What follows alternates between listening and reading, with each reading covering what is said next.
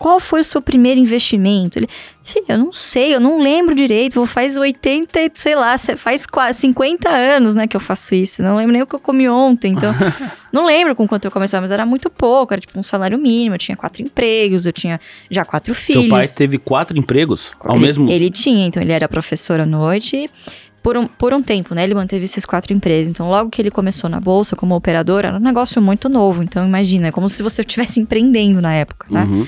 Então, o Ibovespa é de 68, ele entrou em 69 na bolsa. Então, literalmente, ele viu de tudo. Ele só perdeu um ano de bolsa de valores, de mercado.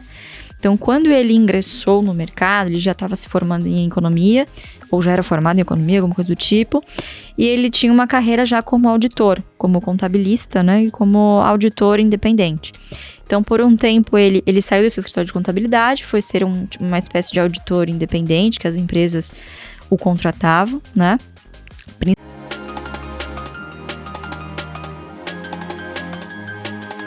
Finalizar o lance do livro do seu pai? O livro do meu pai, desculpa, fui Não, falando mas... e não voltei, mas foi um processo de 18 meses de gravações, né? Boa parte desse processo eu participei, então dei pitaco o processo inteiro, né? Eu não escrevi o livro, mas revisei a todo momento e, enfim, né? Fiz ajudei a fazer esse trabalho que a Cibele fez brilhantemente, foi a nossa ghostwriter.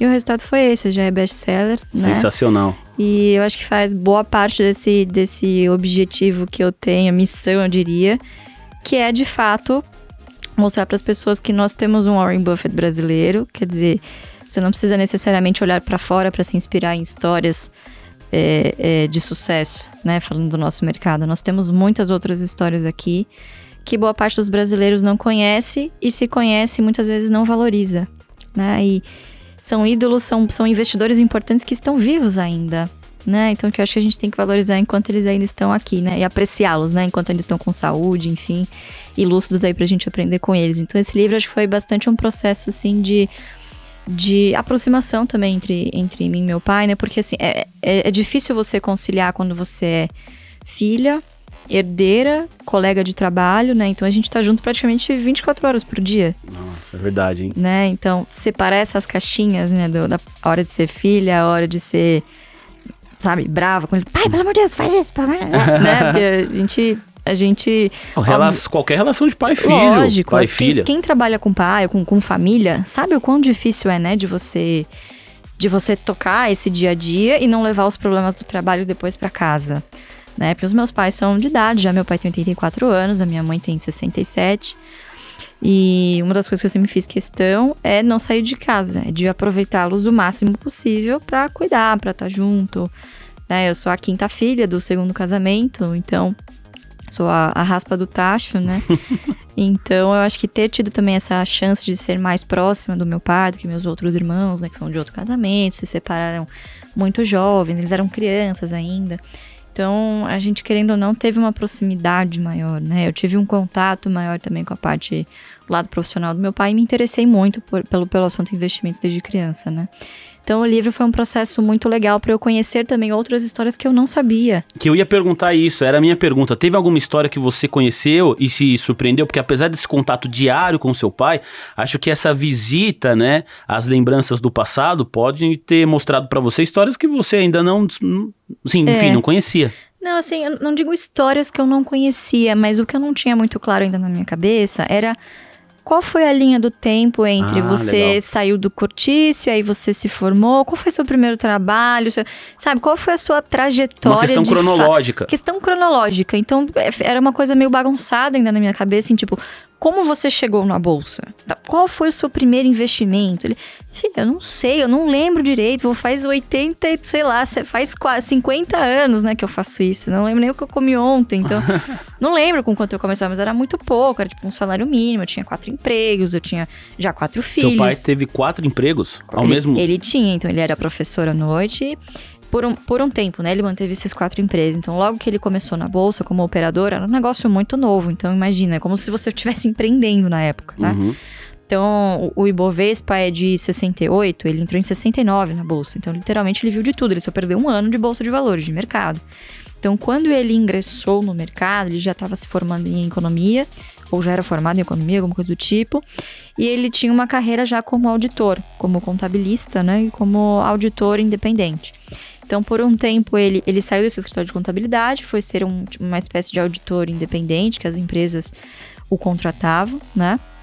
Principalmente empresas de utilities, então saneamento, de energia, né? Sempre voltadas ao Estado. Ele tinha alguns contatos, enfim, fez algumas amizades na faculdade de economia. Então, sabe, esses detalhes que eu não... Você não tinha. Que eu não sabia, do tipo, caramba, quem foram os seus contatos, pessoas que te abriram portas, né?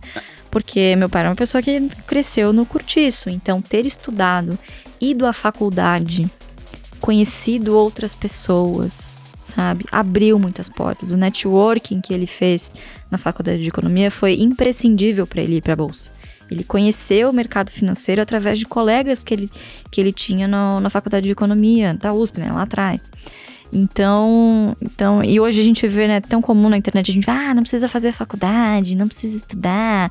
Tem tantos exemplos de gente que não se formou e se deu bem na vida. É verdade. Mas eu acho que não é só sobre o diploma, é sobre os contatos, é sobre as conexões que você faz nesse período. Pô, isso é muito importante. Às muito vezes vale importante. mais do que o próprio diploma, né? E a questão do amadurecimento. Eu aprendi a estudar na faculdade. Então, assim, diferentemente, né, quando você sai do colegial, você vai para uma primeira graduação, você tem um choque. Você vira meio que independente ali, você tem que se virar, você vai ter as suas provas finais, os seus milhões de trabalhos, milhões de livros que você tem que ler. O professor não corre atrás de você mais, né? Exato, você não vai ter um professor babá que vai estar lá, tudo bem, não sei o quê, né? Não, é você por si só, e muita gente começa já a trabalhar cedo e tem que conciliar horas de sono, quer dizer, vida social, estudos e profissão, né? Início de carreira. Então, é uma fase bastante difícil. Então, a faculdade foi muito importante para ele, né? Então, eu acho que o livro me ajudou a isso, a entender esses ajustes finos da história dele. E me fez admirá-lo muito mais, né? Porque muitas vezes também, como filha, é inevitável, você julga algumas coisas, você se questiona, poxa, por que ele é assim? Por que faz isso, né? A gente tem, como filho, mania de, né, implicar, a gente é muito parecido. Eu e meu pai, nós somos muito parecidos e ao mesmo tempo bastante diferentes, assim, em alguns aspectos, em como a gente pensa, mas os valores são muito parecidos, sabe? E ter entendido um pouco mais da história dele, de como ele começou, me fez pensar, poxa, a pobreza, ela deixa marcas nas pessoas de uma maneira muito particular. E nele, ficou incrustada uma mentalidade do tipo, eu nunca mais posso voltar a ser pobre. Nunca mais. Então, o que eu preciso fazer para nunca mais voltar a ser pobre? Não só ganhar mais. O cara tinha 4 empregos, mas ele tinha 4 filhos para sustentar. Então, eu preciso fazer com que essa renda dure até o final do mês. E aí, ele descobriu o mercado financeiro e ali ele viu uma oportunidade de fazer o dinheiro trabalhar para ele também. Então, foi um divisor de águas na vida dele. E eu acho que muito por isso que ele tem uma certa dificuldade de falar da história pessoal dele sem falar das ações. Porque é intrínseco. Eu não consigo hoje falar do meu pai sem lembrar de mercado financeiro, sem lembrar de ações. Né? É algo que é muito, muito íntimo, muito particular da vida dele. E, de fato, mudou a trajetória da vida dele, né? Nossa, é uma história inspiradora, tá tudo num livro. E você falando aqui, eu consigo quase imaginar isso em um filme ou uma série, assim. Não sei se vocês já pensaram nisso, já tiveram essa ideia, porque seria sensacional. Já pensamos, pessoal. Marque o Netflix aí, por favor. Pô, seria sensacional, porque de fato é um dos maiores nomes do nosso país. Quando a gente fala em qualquer, considerando qualquer setor, qualquer segmento, o nome do seu pai ele é um dos maiores, assim, do nosso país. Quando a gente fala no mercado financeiro, possivelmente ele é o maior de todos. E é o que você falou, né? É a história viva. Poxa, a Bolsa tem 1 ano a mais do que o seu pai. E ele tá lá desde sempre. Então, é lógico, eu sou fã de livros, eu adoro, então vou ler com certeza. Leia, você vai gostar. Mas eu não tenho dúvida que também até seria top, né? Tem pessoas que não gostam de ler a série, o filme. Seria uma maneira de levar essa história para mais e mais pessoas ainda. A nossa missão lá no AGF é democratizar, mas hoje a gente tem que ir além. Popularizar. O livro, contar histórias, faz isso. Você populariza, é diferente de você só democratizar, né? Então, eu acho que é muito mais abrangente, é muito mais forte, né? Então, enfim, vamos ver o que vai se desdobrar, né? Muito bem. Tá nos planos, sim. Que legal, que legal.